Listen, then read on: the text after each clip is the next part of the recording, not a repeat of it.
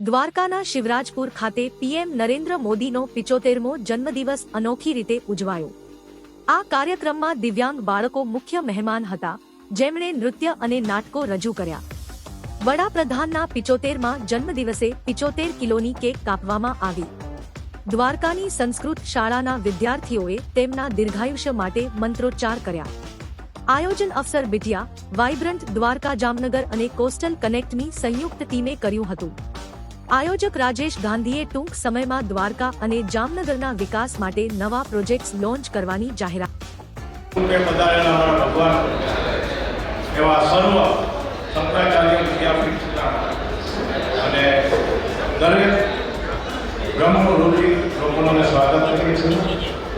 આજે આપણા લોકલાડીલા મોદી સાહેબ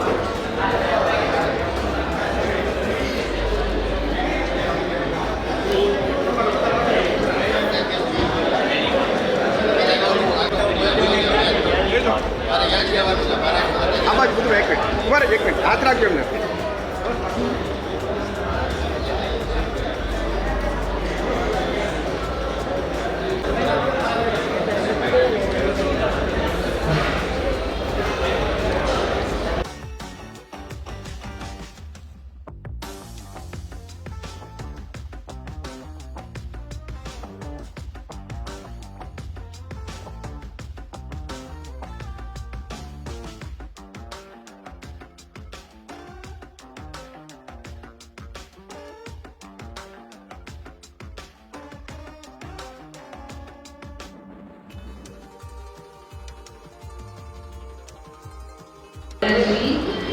પીએમ સર, અમારા આખી ટીમ વતી તમને ખૂબ ખૂબ જન્મદિનની શુભેચ્છાઓ।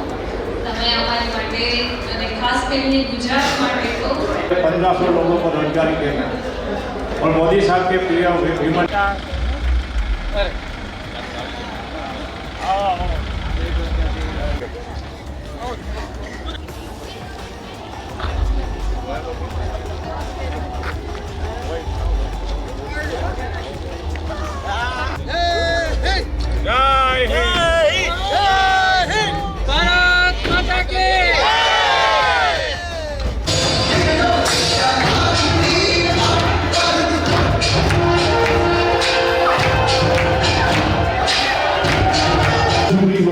गोल्डन जुबली हो એટલે સિલ્વર ગોલ્ડન અને ત્યારબાદ આવે પ્લેટિનમ એટલે કે અમૃત બીચ બનાવવાની વાત કોઈ કે ઇન્ડિયાનો પહેલો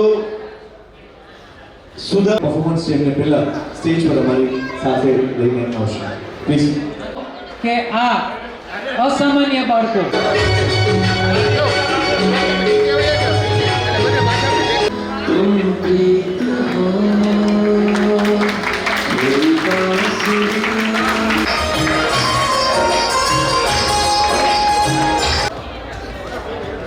ત્રણ એવા લોકો કોસ્ટલાઇન કનેક્ટ, વાઇબ્રન્ટ જામનગર અને દ્વારિકા થાય કે આપણે આટલું જણાવવા માટે કે અહીંયા વસ્તી ના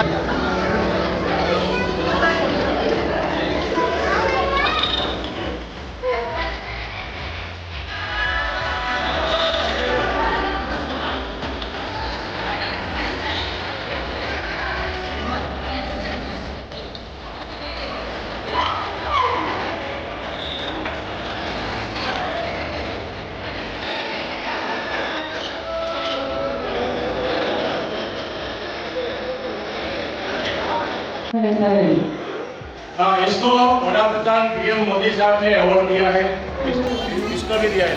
अबे एचएस करिया છે अबे मुसीबत करिया છે આયા છે કાકો અને પ્રતિ કરિયા છે કાકો એના છે માર નોકરી મમ્મી નંબર છે અબે એસએસ છે આજી Thank you.